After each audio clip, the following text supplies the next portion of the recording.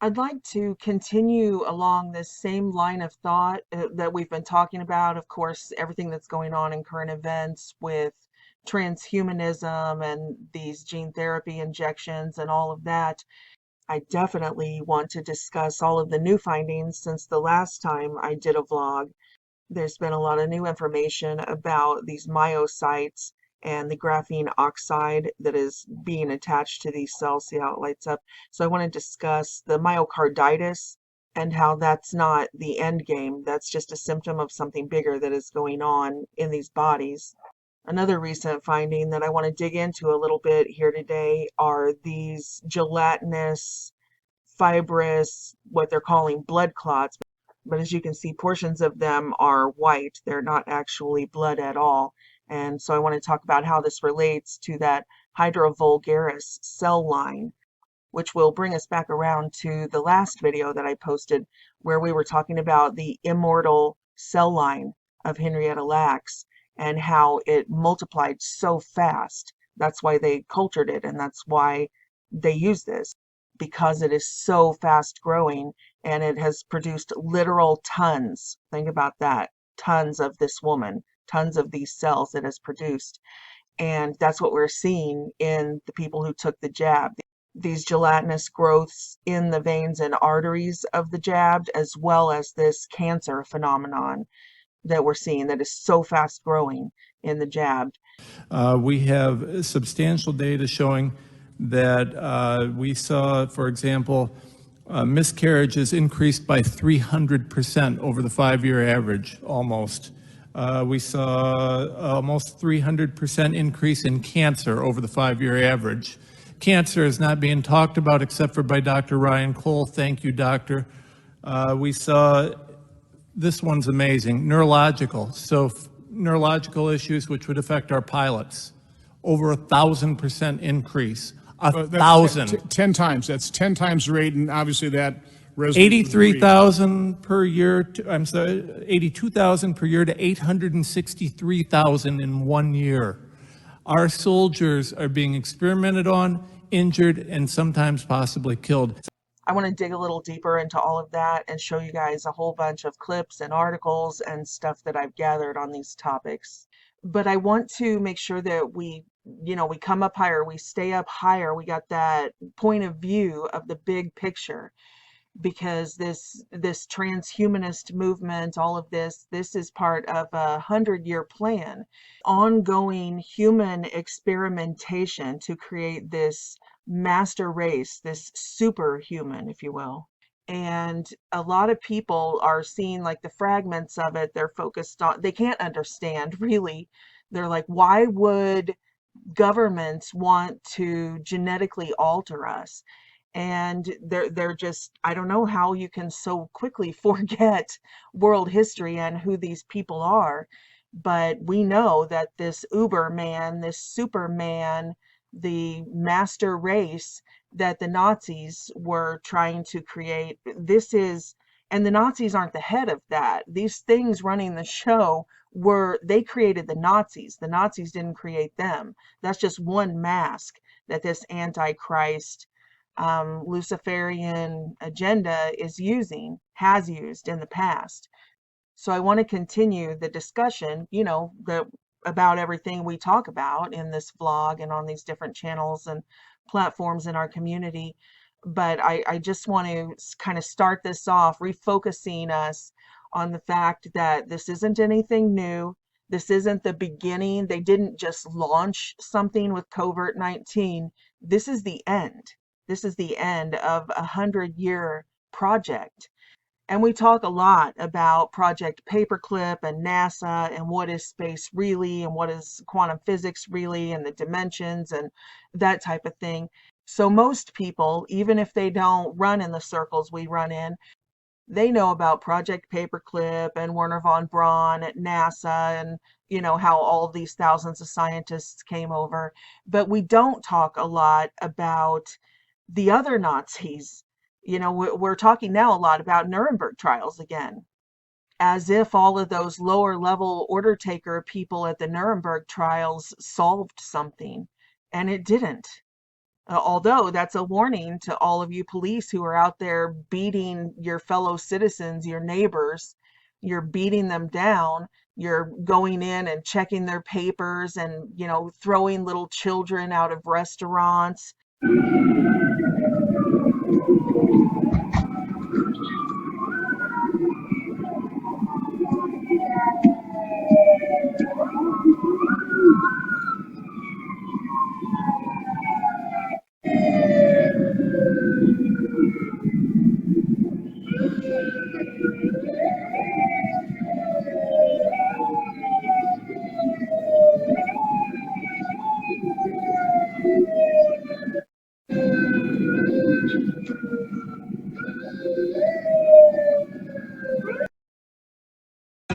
You just pay the same if you can't serve. Otherwise, if you're not going to pay for it, you have the card. I know. But you don't have it, then you're going to have to leave.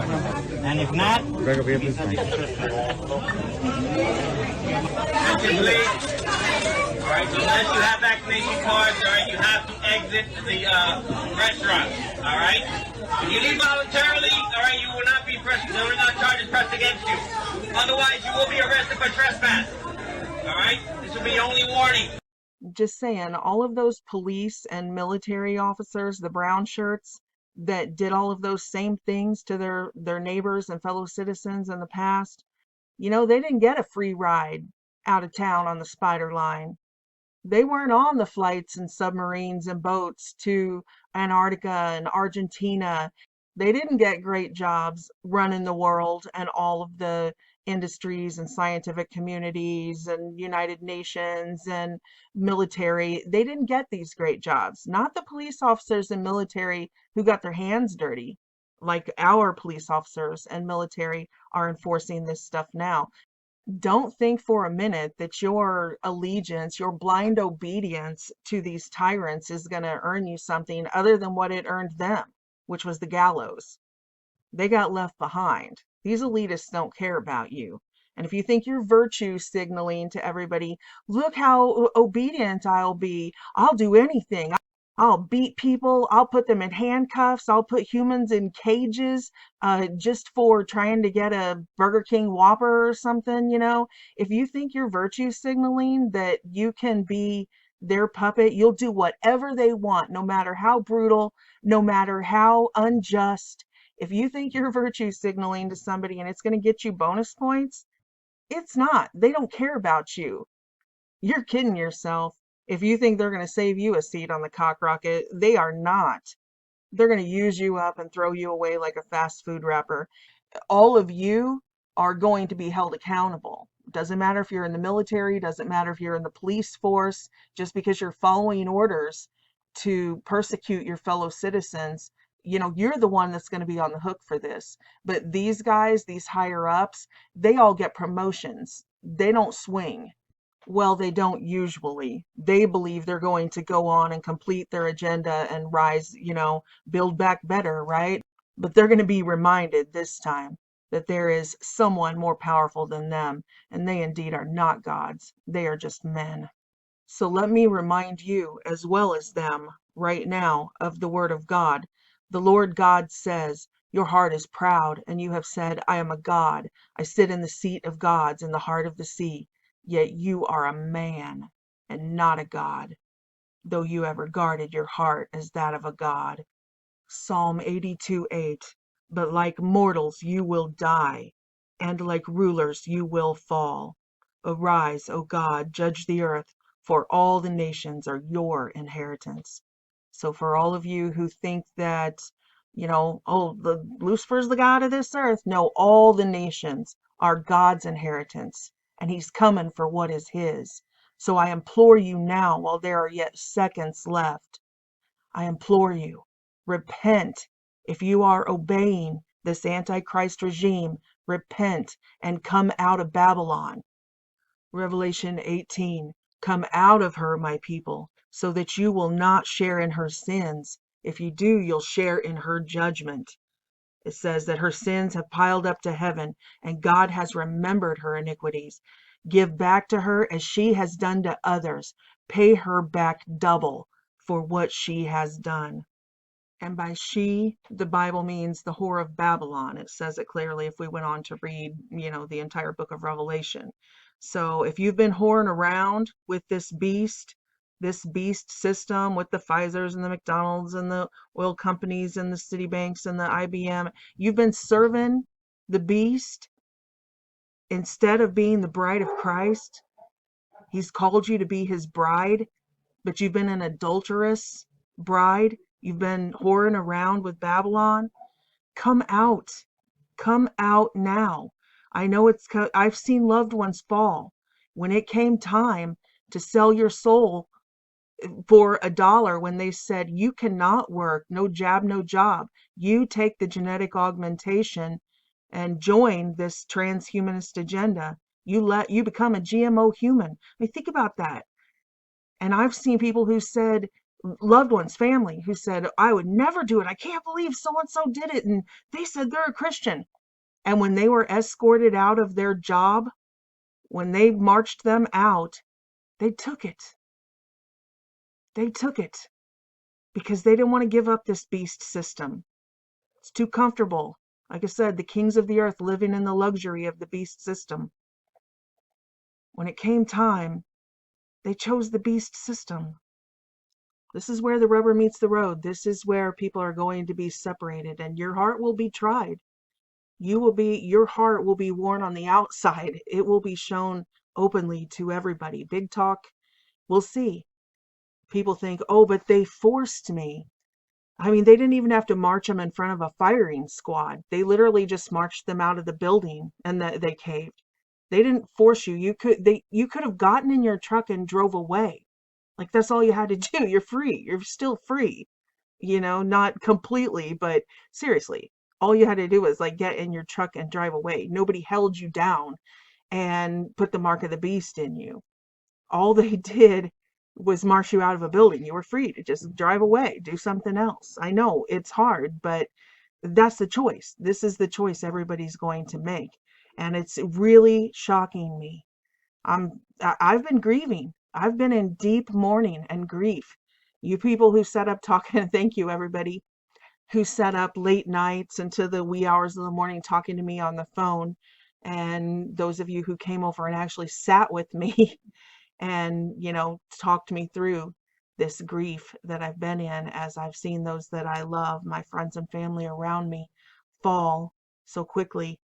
And, all they have to say is you won't be allowed to buy or sell. You won't be allowed to take part in this. You want this, right? This beast here of this conglomeration of federally funded, oh, I got a state job, I got a government job. Well, if that's what you want, you will choose which kingdom to serve.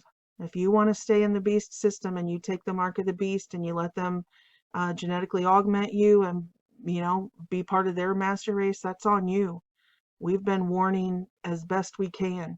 I've lost everything to warn for my entire adult life. I've lost friends, family, husband, you name it.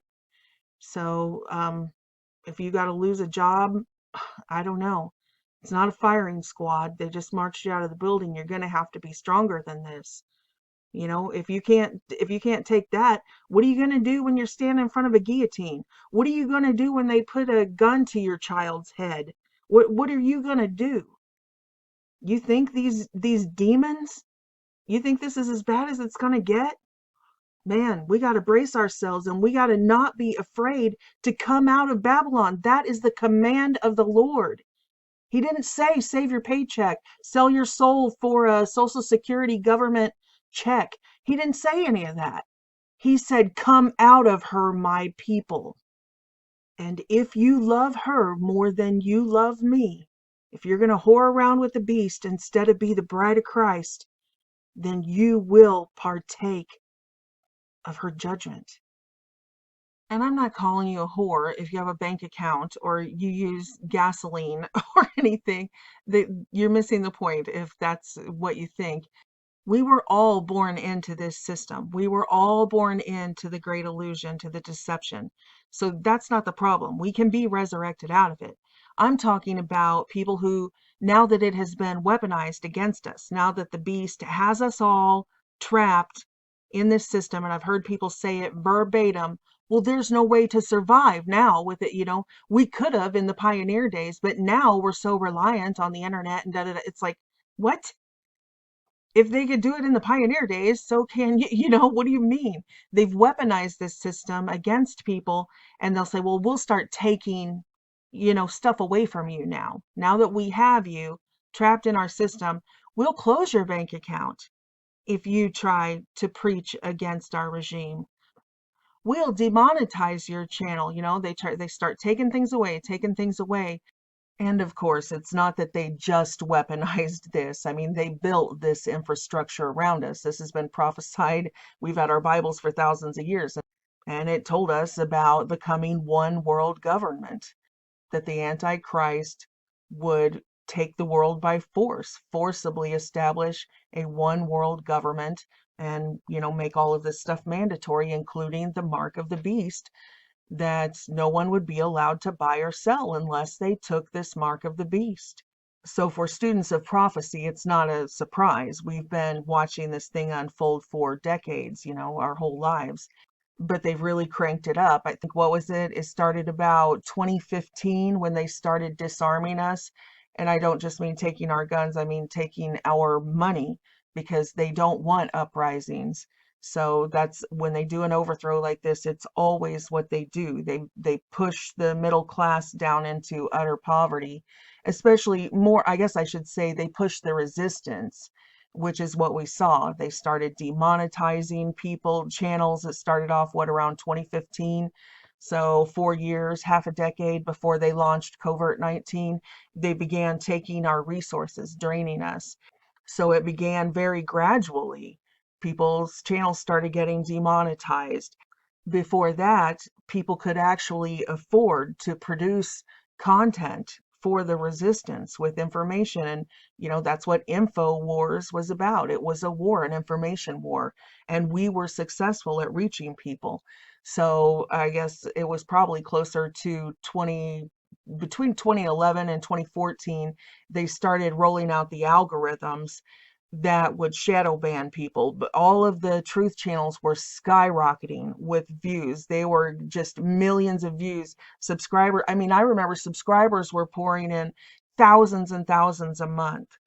And then boom, the algorithms hit and it just stopped. Everybody stopped growing simultaneously. It's like, okay, that was weird. And you just sat there for years. If you had 400,000 subscribers, you pretty much hung there for the next 3 years or whatever. They would unsubscribe people. The algorithms were constantly managing and shadow banning.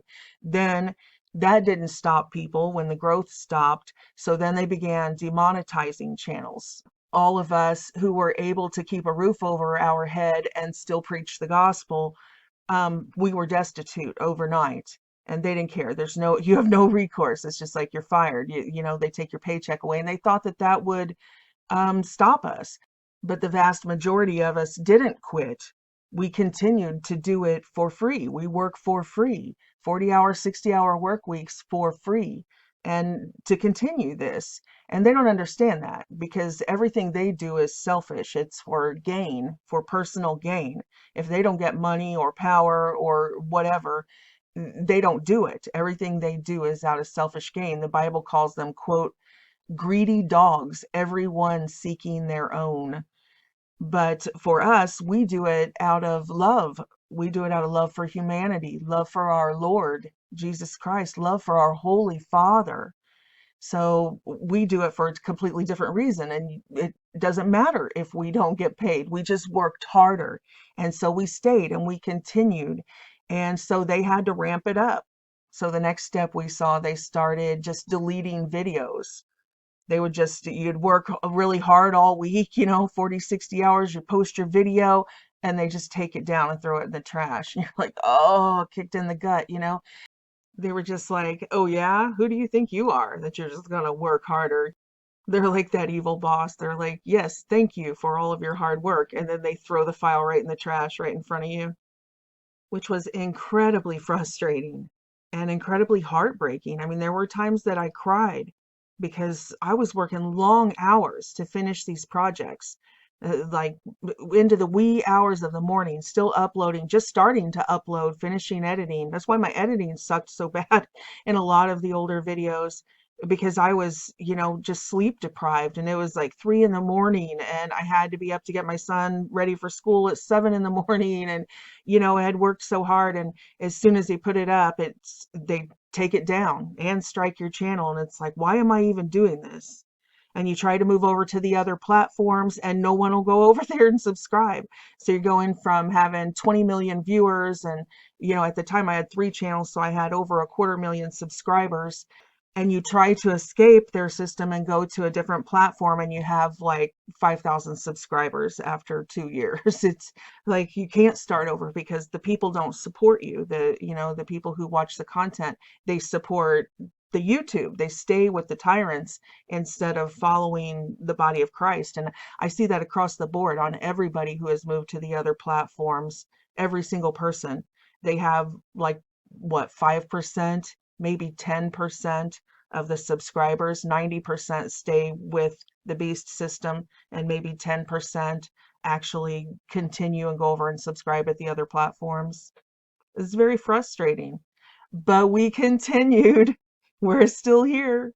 So they started just deleting specific topics, which was actually a help to us, because then it gave us a trail to follow. Why are they specifically deleting videos about 5G years before? Why are they started deleting anti-vaccine videos several years before they released COVID-19, just out of the blue? The homeopathic natural movement had been discussing this stuff for years, and it was fine. It was on all the channels. If that's what you believe, that natural medicine, that's great. But all of a sudden, boom, no natural medicine allowed. It's, all big pharma, and nobody ever allowed to speak against vaccine injections. They just scrubbed it overnight. So we should have known this was coming, and many did. Remember, these clips from 2009. Multiple people were warning about this, from FEMA, from other pharmaceutical company whistleblowers. Alex Jones, Jesse Ventura even had it on mainstream. Great Reset 11 plus years before they launched it. There's an entire agenda afoot to force the population to undergo different type of medical treatments, namely vaccines. We're seeing a medical tyranny being set up, not just in the United States, but worldwide under the UN and the World Health Organization. Who's behind all this? The Bilderberg Group. They want a planetary dictatorship so they can carry out their forced depopulation agenda, and they want to do it through the medical system. And that's why vaccines are so important. We know that many of these vaccines turn out to have serious adverse reactions, that this is being done by design. They kill you slowly over time. That's why they're called soft kill. And I've got an insider I think you should really talk to, Dr. Rima Labo. But she doesn't live inside the United States because she's so concerned about all the police state developments that are taking place. As soon as you and I finish, I'm leaving the country again. Why? Because in a very short time, not today, not tomorrow, but very soon, we'll be facing compulsory vaccination under the mistaken term of voluntary vaccination. Well, first of all, let's start with the fact that the World Health Organization has decided that we have 90% too many people. The World Health Organization has been working since 1974 on vaccines to create permanent sterility. This process has already been ongoing. And if you watched my video, The Age of Deceit, the Trans Agenda and Breeding Program, and the second part of it too, the hive mind, in there I showed studies that support exactly what she's claiming. This is the evidence. What she's claiming, that they started the sterilization program, not with these new COVID shots, but with this entire vax program that we were born into and we were told is real. The evidence is in. Hindsight's 2020. It's not a theory anymore. You can go and get the data, and 100% sperm rates have fallen to almost zero. Men are almost infertile at this point. You can pull tons of articles over the last several decades. This one's from 2018. Like I said, in that video series, there's a lot more information on the war on men, but it's on women too. We know these injections target the female reproductive system even more heavily than the men. But here's this article. Scientists are coming to a consensus that men in America and Europe are experiencing a worsening decrease in fertility. They disagree, however, about why. Men's sperm have been decreasing in number and getting worse at swimming for some time now, at least in the United States and Europe. You can go and look up the studies at the government websites, the Mayo Clinic, all the universities. This is real, and they even give the time periods, it started falling in the 70s and 80s, and then they can track a drastic drop from 2007 to 2017. So it's traceable and it's real. They have sterilized us. And this is endgame. This is the final solution, that we're here, that it's done. The Bible says clearly that if God did not intervene, no flesh would be saved. That's what it says. But it also says that for our sake, he will intervene. But that's the point that I'm trying to make with this, seeing the big picture, that it's every vaccine, that they started this thing. In the very last video I did, we talked about the polio outbreak. That was just one example. If you haven't seen that, please go back and watch it. You'll be shocked if you don't already know the information. And here's what that video looks like. This is the thumbnail right here. It's called Immortality, Glowing Veins, and the Polio Outbreak. But yeah, like when I came up, we had 3 injections when I was born. And then by the 1980s, they were up to like in the 40s. The regimen for children, they have to have these continuous every so many months. They had to take injections. Then they introduced the flu shots. So not just children, but even adults that didn't grow up in this draconian system, they started voluntarily taking annual injections, and they just layered it in and layered it in and layered it in. Then it was the shingles vax and the, all of this other stuff. So it's all been, now we're looking at the vials. People did before. They're like, oh, look, there's heavy metals in here. Oh, but we didn't have the big picture. And now we do. They absolutely have been. It's over. They've been sterilizing us for decades and decades and decades. And for those of us who do have children, they try to get you to kill your children with Planned Parenthood and abortions and stuff. They just start programming you at a very early age. And I know, because I lived through this. I thought, I was so selfish that I thought, well, I don't want to have children. I'm out here living my life. I want to have a good job. I have all these things I want to do. They programmed me that, oh, if you get pregnant, it's a bad thing. Your life's over. Like, you can't get your education. You can't get, and it's like, what? Then when I had my son, I got saved before that, so I woke up. But then when I had my son, I'm just devastated that they brainwashed me like that, because my life had meaning for the first time. It was so refreshing to think about somebody besides myself. The amount of love, experiencing something that I had never experienced before, to really understand self-sacrifice. Would I die for another person? Absolutely, no doubt. To experience profound love. And had I known, I've enjoyed raising my son so much. Had I known, I'd have had a dozen. I'd have been like the old timers. I'd been one of those people who had like 9 kids at least. That's how wonderful it was. And yet I had my son at 38. So I went my whole life thinking what every young girl thinks, that are out there marching for Roe versus Wade, that they want to keep abortion. Well, your life's over. Like, it's the worst thing that could ever happen to you to have a child. And it's like, oh my God in heaven, save them. That's why suicide rate's so high and all that, because they don't have, the younger generations, they have taken everything meaningful and wonderful and joyous from them and convinced them that those very things that would bring them joy are the things that would ruin their life. So like she said about the vaccines, it's compulsory, but they convince you that it's voluntary. It's crazy. It's horrific. And it is eugenics. It is genocide. And it is eugenics, and it has been going on, like I said in the book of Daniel, through all of these different empires. This did not start right now. Nearly 2,400 years ago in ancient Greece, Plato discussed the importance of population control. Aristotle advocated the use of abortion and infanticide. In 1859, Charles Darwin published The Origin of Species.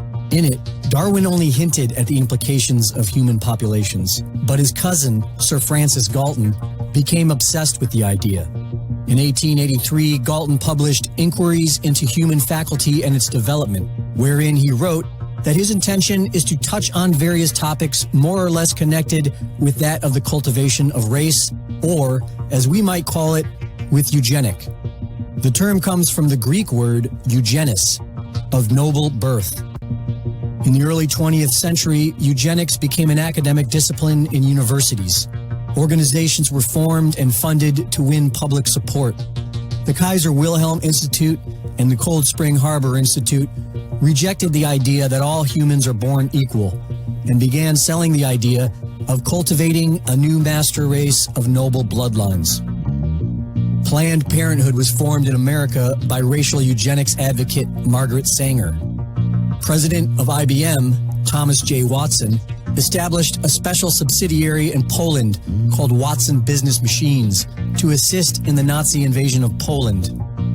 This business continued throughout the war, and IBM managed the entire operation from their headquarters in New York. The Nazis were rightly admonished for war crimes, but not Thomas Watson. He went on to create the IBM World Trade Corporation and passed IBM on to his son. His granddaughter ended up marrying Margaret Sanger's grandson. Bill Gates' father worked on the board for Planned Parenthood, and his mother worked on the corporate board for IBM, who Bill partnered with to create Microsoft. With no medical background, Bill Gates then went on to become the world's foremost pusher of vaccines and population control. And like I was talking about on Twitter a week or two ago, I was putting up these videos of all these people being held hostage in these hospitals and being basically terminated against their own will and against the will of their families. And so many people having to go to court trying to rescue their own family members from these hospitals. And I say, remember when Sarah Palin was mocked for warning that Obamacare would enable, quote, death panels under the guise of rationing care in emergencies?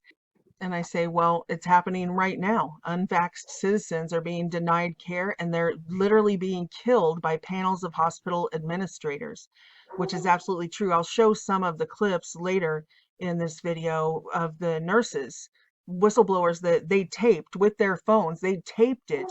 So it's not just them saying it's going on.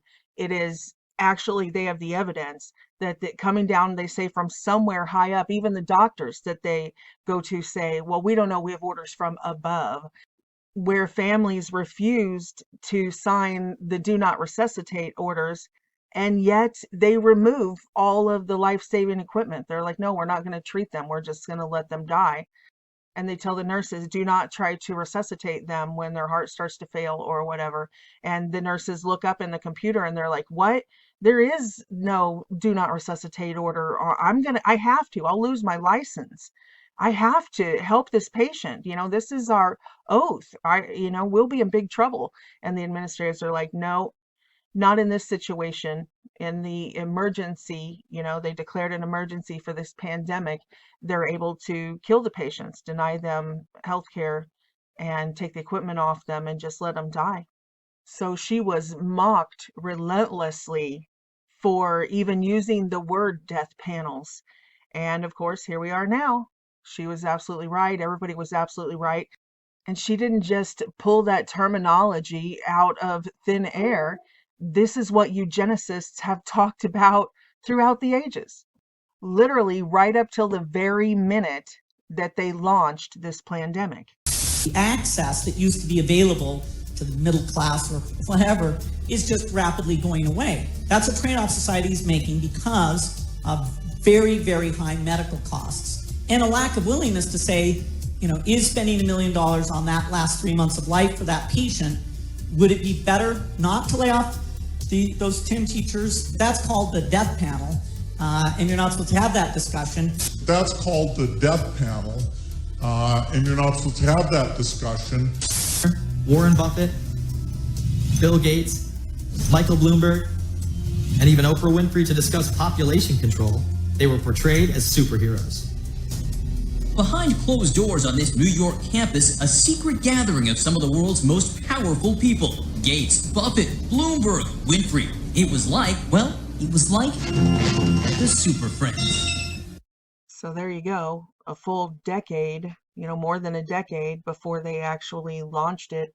I mean, people have been warning and warning, people from the inside, that these things were coming. And it was just the same thing they're doing now. Oh, it's a conspiracy theory, even though from the very beginning we said from like day one, hey, this is it. This is ID 2020. They're going to do the vaccine passport. They're going to keep amping this thing up. And, this is how it's going to roll out. And every single stage, it has exactly happened. People are like, no, they say there's never going to be mask mandates. Then press conference, mask mandates, the whole country, put your masks on, the whole world. Then they say, oh, there's never going to be mandatory vaccinations. And then press conference, yes, the federal government is working with OSHA to make sure that all employers with over 100 employees mandate that people have this genetic augmentation done to work, to hold their jobs, and tons of people lost their jobs. Now they've backtracked on it, but it's too late.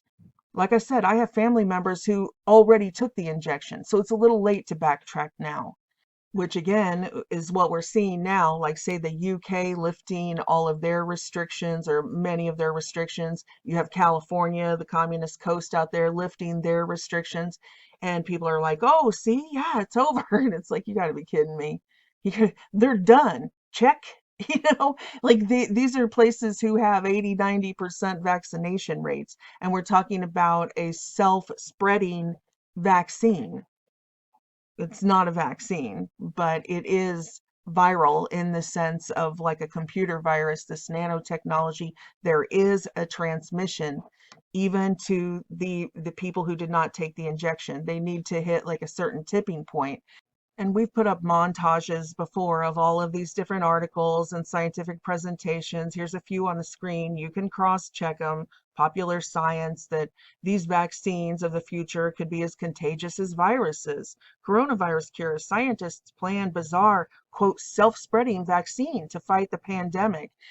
These are real articles from the mainstream. And when they show us something in the mainstream, they've already had it for 50 years or more. Like the stealth fighter, they denied that. People saw it in the skies. Is that a UFO? What is that? That's advanced military technology. No, they're crazy. And then 30 years later, they're like, oh yeah, here it is at the air show. And we've had it for 30 years. So it's the same way with everything. I mean, they're 1,000 years ahead of us at least now, because with the advent of computers and quantum computers, like it has increased exponentially. But the point is that this is real. They needed to reach a tipping point. There is a transmission going on, whether you call it shedding. All the fact checkers, they're like, oh, you just don't understand what shedding is. This is nano mRNA vaccine. It doesn't have a live virus. There's no, buffoons. They think we're so stupid that they're the only ones who can understand science. It's like, we get it. We know what shedding is. It's a misnomer. But what we're talking about are the millions of reports, like me, myself, that are medically documented, that when I came into contact with people right after the injection, there was a shedding went on. A postmenopausal woman that then actually has this shedding of the cast, actually has this reproductive response, and then hives break out on my entire body, all documented medically all the way through. It's all been documented, and millions of other people having the exact same experience coming into contact with these people. And then you go back to their clinical trial documentation directly from the pharmaceutical company. Their own documentation talks about it spreading to mates, that they should abstain from sex, an actual contact poison like graphene oxide is, that it can be transmitted through touch. They talk about this in their own pharmaceutical documents, and then turn around to our faces and be like, oh, you don't understand the science. In early 2020, we have some evidence from Pfizer in their COVID-19 vaccine safety trials. This is in their clinical protocol. So we'll start out with this clinical protocol for their COVID-19 vaccines. They have something that's deemed reportable to Pfizer safety within 24 hours of investigator awareness. And this is what the quote says. This is what is deemed reportable. Exposure during pregnancy. So the first couple lines are, I guess, kind of common sense. A male participant who is receiving or has discontinued study intervention. Now that means the vaccine, the COVID vaccine that's being studied from Pfizer, exposes a female partner prior to or around the time of conception. And then a female is found to be pregnant while being exposed or having been exposed to study intervention, which is the vaccine, to environmental exposure. So there's a word that we haven't seen before. What's environmental exposure? Okay, maybe that's just COVID-19 in the environment. But below are examples of environmental exposure during pregnancy. Here's where the wording gets kind of interesting. A female family member or healthcare provider reports that she is pregnant after having been exposed to the study intervention by inhalation or skin contact. Okay, now we have some new vectors here. By inhalation or skin contact. A male family member or healthcare provider who has been exposed to the study intervention by inhalation or skin contact, who then exposes his female partner prior to or around the time of conception. So now we have like a second person exposure. Somebody mentioned the term self-disseminating vaccines. Even I, in my suspicious mind, did not anticipate that we'd actually been developing vaccines that could be given to other people. Well, they claim it was for animals, okay? But I went back in, and I'm going to tell you, there's a long, sad history of trying to get vaccines to depopulate certain populations. By 2015, again in Australia, interestingly, they claim that there's an overpopulation of certain mouse species that's carrying some virus that might infect humans. So I'm a little skeptical about what's happening, but the bottom line here is they have a self-disseminating process. When you look at what they use for animals, to get rid of the mouse population, they developed vaccines. Population. Now the world today has 6.8 billion people. That's headed up to about 9 billion. Now if we do a really great job on new vaccines, we could lower that by perhaps 10 or 15%. How they've created these in animals is how they've created these in us. And they went out to the mice, and they know that they can't just vaccinate a few mice. That won't work. You have to have them shed to other mice to sterilize a population. So they give them a vaccine that they will give off in their secretions, okay? Breast milk and other bodily secretions. They bump up against other mice. It gets on them, and then they get infected with this. By inhalation or skin contact. They create it, and it goes down 2 or 3 passes. After that, it stops. So they don't want to kill, I guess, all the mice because that's not biologically good, but they want to diminish the population so it doesn't spread disease. So they've timed it so these things kind of fizzle out after a while. And the way that these things worked in the mice, they destroyed the female ovaries. What the concentration in various tissues are. And you've got some strong signals here.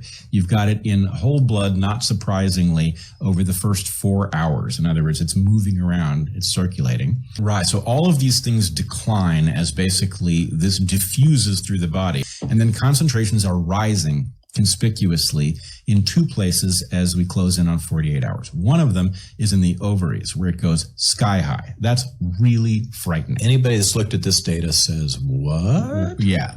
The reason they have lifted these restrictions is because they want it to spread now. They know they've maxed out all of their coercion. Everybody that they can coerce to do it has done it by now. And these areas lifting are specific areas who have reached that threshold, that tipping point. So now they want those people, take your mask off, go out in public, get together, rub on as many people as you can, breathe on as many people as you can, because they want it to spread to those who have not yet been colonized by the nanotechnology. And I'm sure there are multiple reasons, multiple layers of reasons. One was that the uprisings in nations all around the world were starting to come for the governments. You know, in Kazakhstan, they literally did. They burned down all of their leaders' homes. They went after their politicians. They arrested the police that were arresting them because we outnumber them. So that was a dangerous precedent that was set. You know, it was sort of Marie Antoinette beheading the aristocracy sort of precedent that people were like, hey, we can overthrow these people. There's just a handful of them. And so their leaders fled the country, and the people, I'm not saying it's worked out well for them. That's a complex issue for another video. But the point I'm trying to make here is that, yes, I'm sure their think tanks have wargamed this, and it's about spreading. They've already maxed out. They're at their tipping point. They don't need the unvaccinated in their homes, quarantined, being protected from the sick who are out in the streets and the restaurants and everything. They need the unvaccinated out of their homes, not wearing masks, rubbing elbows with all of these who have already taken the injections and are spreading the depop. And at the very same time, the higher ups, the ruling class, gets to put on this theater, this show that, see, we told you, look, those conspiracy theorists are all ridiculous. We told you this would be over. See, it's over. Take your masks off. No more vaccine passports. Ta-da! There were also a few other curious things that came out and made the rounds about the same time that may be related. So the first weird thing was this phone call that I'm sure most of you have seen, where the lady calls the doctor about getting the vaccine booster, and the doctor says, no, don't get it. And the doctor seems to know something that the public doesn't know yet. She says, like, they're going to stop this whole program, and tells the lady that she should tell her sister not to get the booster. There wasn't enough information, and it's a lot more coming up now, and especially for young people whose immunity is intact. Apparently, that's enough. Okay, so yeah, so just to make sure, so you think I shouldn't have any more vaccines then?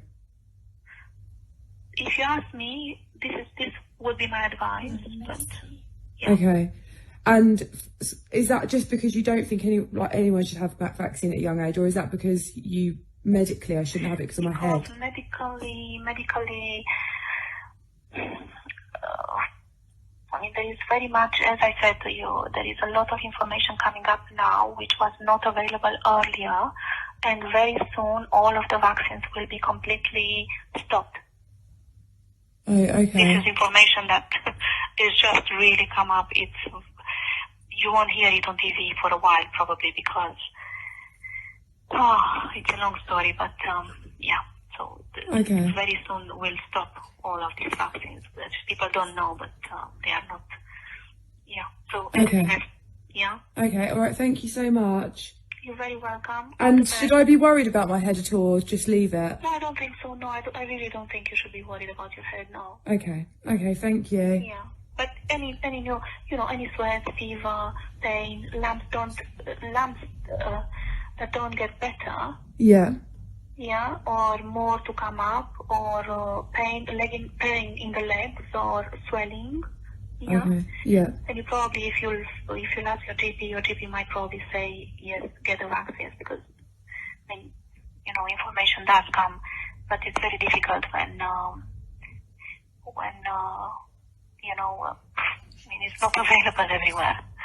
Okay. Put it this way, okay? Sorry, could I just ask you, so my sister's actually due to go and get her booster tomorrow. She's only 22, no, so should I say... Please, no, absolutely not. Okay. It does not need it, please, no. Okay. Okay. All right, I'll tell her. Thank you. But that alone isn't as interesting until you put it in context that this was like January 16th of 2022. And then suddenly, like 3 days later, the UK drops all of its mandates, work restrictions, one of the most draconian regions for these vax passports and all of that. And again, with the lockstep, Project Lockstep, that at the same time, then California, two different countries, also California being our most draconian. California was mandating vaccine injections for kids before COVID even came out. They were forcing their citizens to be injected by the government with these other vaccines. So then out of the blue, as if word comes down from on high, someone higher than nations at the same time, boom, instantly, the two most draconian are like, oh, we're the two freest. Actually, surprise, surprise, we're actually the most free. I was curious if that doctor knew something about the death of the head of the EU. The head of the EU died of AIDS, vaccine acquired immune deficiency syndrome. I mean, nobody's going to say it's VAIDS, but yeah, he got the typical infection in the lungs and he had no immune response. He had immune complications. He had VAIDS and he died because of that immune complication. So this was just like 5 days before then that strange phone call where the doctor's like, no, don't take the shots. They're going to be stopping the shots. So it makes you wonder if she knew something. She knew somebody who had done the autopsies or someone who had been treating him. And really this suddenness of the most draconian oppressive areas just boom, doing this really fast, letting everybody go really fast. Get out there, mingle, everybody get out there. It makes it seem like they're under some sort of pressure, like something is about to be revealed and either they're trying to jump ship or, they're trying to finish up the project before it starts becoming apparent to the masses.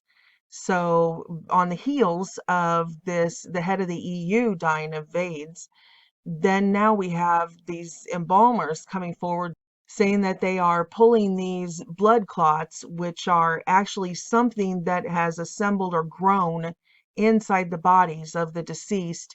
And you can see right here on this side, it's white. And this is what we were talking about, the Hydra, the genetically engineered cell lines, stem cells, in fact, right here. These were the pictures taken from the vials before they were injected.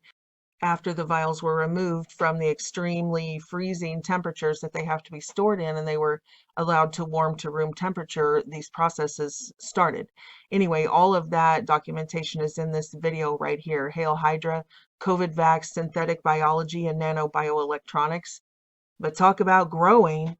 Now, look at what this embalmer says that he has been finding in bodies. At some point in the interview, he talks about when it began because he's been embalming bodies, draining the blood out and putting the embalming fluid in for, I don't know, it's like 15 or 20 years and never seen anything like it. And then all of a sudden, bam, when he was trying to drain the blood out, he had to pull these out of the arteries and veins. Some of them small that he said, were akin to almost the size of like a heartworm, only for humans. And then some of these enormous ones, like the one I showed at the beginning and right here, that was over 3 foot long. It was the entire artery and it branched off and everything. So these things are growing inside of people. In my humble opinion, this is what it is.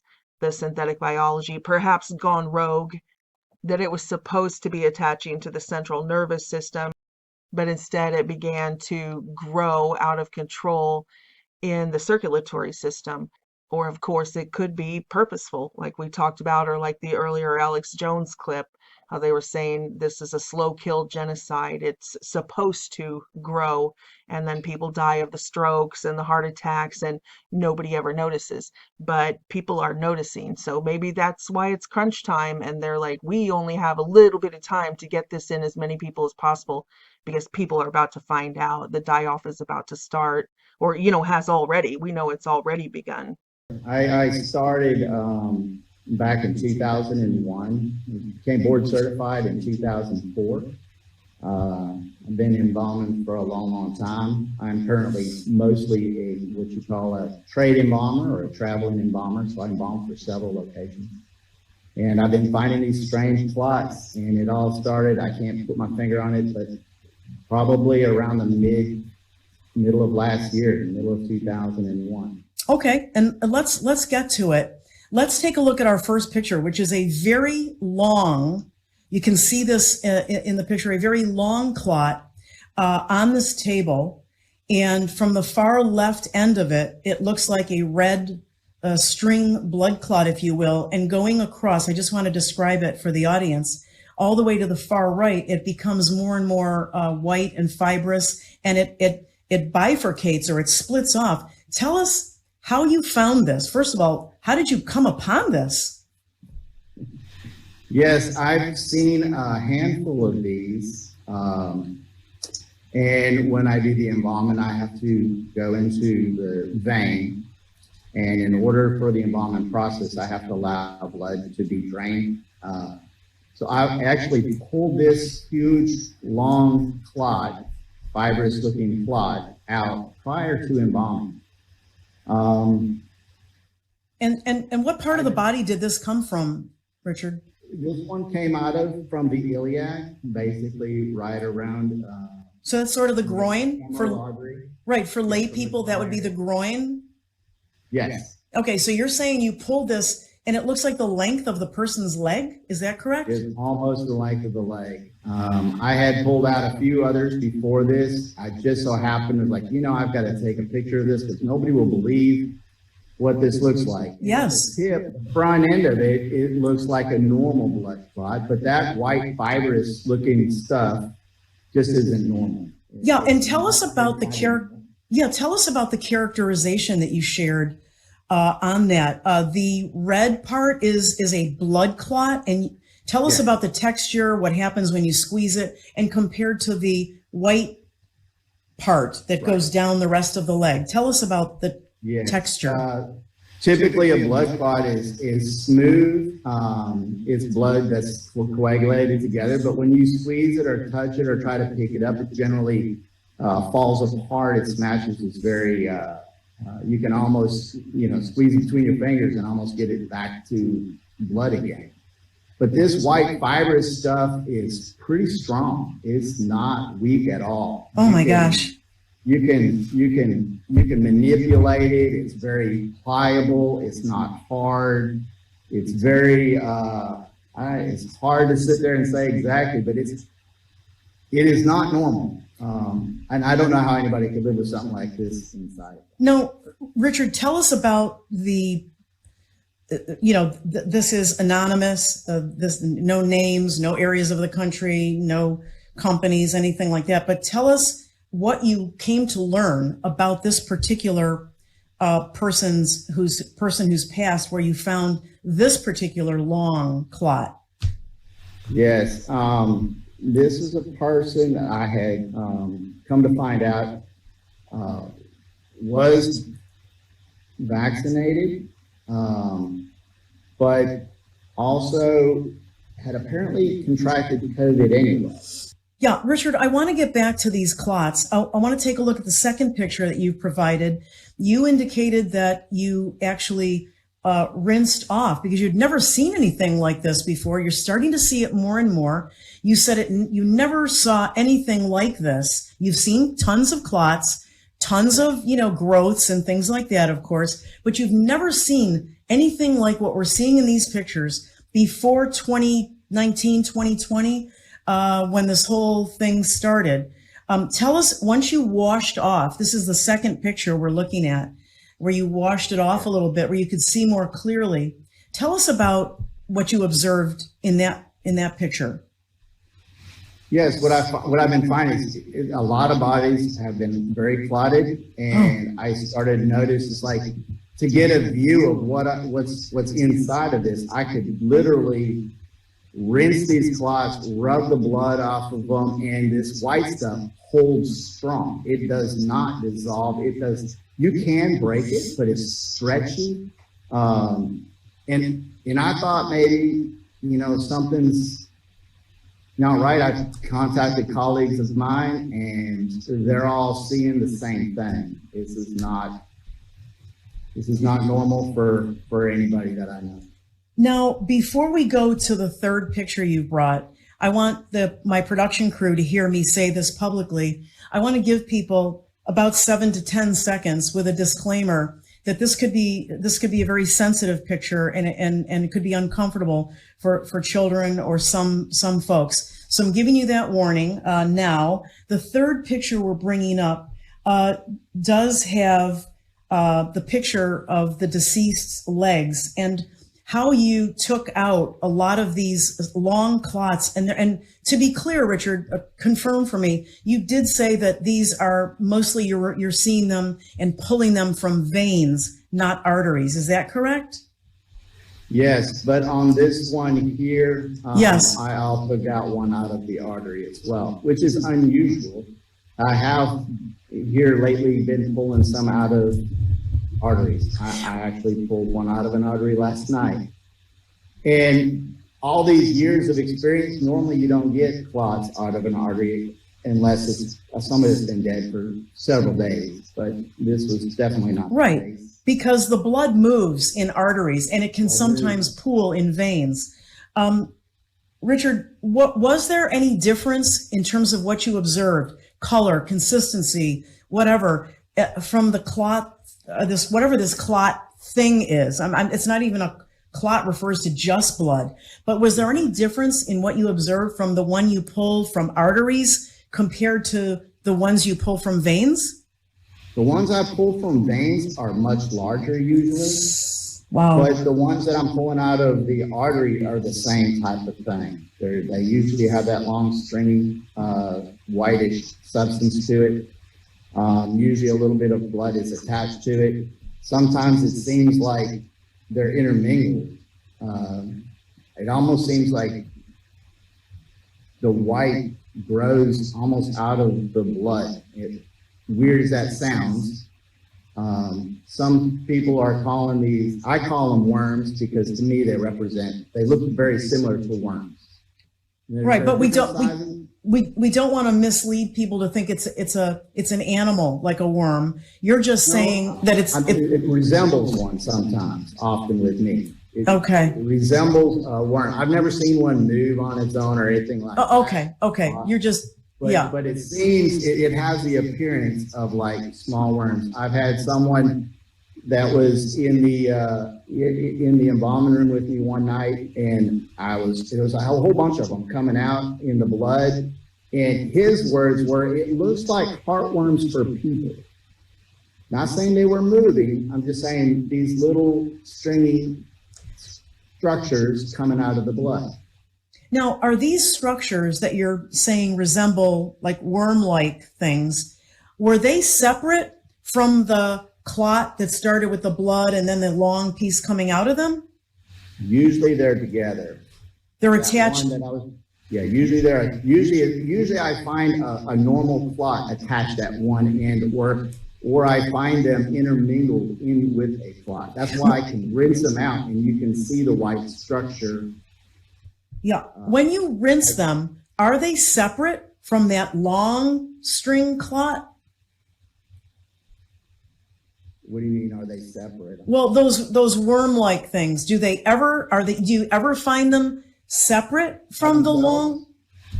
Yeah, I do, but not all the time. Most of the time they're attached to a more traditional looking blood clot. This is just incredibly shocking. I'm sure from the human aspect, what are your thoughts on what you're seeing? I feel like personally, I started seeing this stuff more and more from the middle of the year. Last January was the busiest I'd ever been in my career. It just so happens that's when they started rolling out the vaccine. Of course, I didn't see all of these white wormy structures in there because I can't imagine something like that happening overnight. But as I'm seeing this longer and longer, I'm very concerned for the future. There's a lot of these people, I've had some that I know were people that I've embalmed that have had these worms or these structures in them, these fibrous structures, that they're listed as, a heart attack or a stroke or something like that. Right. And most people will not see what I see. Doctors, when they draw blood, they can't see this stuff. And Richard, do you think this could be seen on imaging, like ultrasound or PET scan or MRIs? I don't know. I do know that I saw a video months ago where they were describing vaccinated blood, and they were showing this like structure inside of the blood, this white structure, and that was on a microscope, of course, or something like that. And when I saw that image, it was like, this is what I'm seeing, but I don't need a microscope to see it. Richard, have you or any of your colleagues that you know of, has anybody gotten a chemical analysis, like taken a piece of this, especially the fibrous stuff, and taken a look at what this is composed of? No, not that I know of, not yet. I'm working on trying to find somebody that will do that. Okay, and you've secured specimens, your colleagues have secured specimens for later analysis that you all will consult on. Yes, I do have one specimen. I don't need to worry about having some because, you know, if I embalm 4 bodies in one day, likely there'll be 2 of them that have it. So, because right now, since November, I've been starting to keep track. It seems like the trend is on the rise. Right now, over 50% of the bodies that I'm embalming have something like this coming out of them. And just to be clear for the audience, like we said before 2020, right? You know, the COVID thing hit February, March 2020, but before 2020, like from 2019 and earlier, you've never seen this specific type of combination clot. Is that what you're saying? Yes. I mean, my entire 20 years that I've been doing this, I've seen lots of clots. But it's not on 50% of the bodies I'm embalming. It's every once in a while you might see one, but never any with this stuff that you can literally rinse off in your hand and get this white, stringy, fibrous tissue in there. It doesn't make sense to me. I've never seen in my 30 plus years as a medical professional, nurse practitioner, worked in hospitals, participated in postmortems, never seen anything like this myself. I'm not an expert in the area that you are in, but I've never even heard of anything like that when I was in the medical profession. And again, as we said, you have no way of knowing yet. You have no definitive information that these are all injected, you know, or what we call vaccinated people. You have some reports on some of them where it's been verified, and you're not going to talk about your sources, but there are other professionals as well that are in different parts of the healthcare system. But we can't say for sure, but you never saw it before the rollout of these shots, which essentially was the end of 2020 and the beginning of 2021. Would that be a fair statement? Totally fair. I reached out to people that have, I have 20 years. I've reached out to several others with the same number of years of experience. I've talked to embalmers that have been in the field for 30, 40, 50 years and asked them, I've shown them the pictures. Have you ever seen anything like this? And the response is always, I've never seen anything like it. You know, you said a few moments ago that it's something that's increasing. You know, I think you said it's getting worse, and you're seeing, it seems like it. Have your colleagues, I'm sure you have discussions because it is so unusual. Are they feeling the same way? Are they sensing that they're seeing more and more? Yes, absolutely. They are. And some of them are nervous about it. They are. Why is that? Well, my fear is this.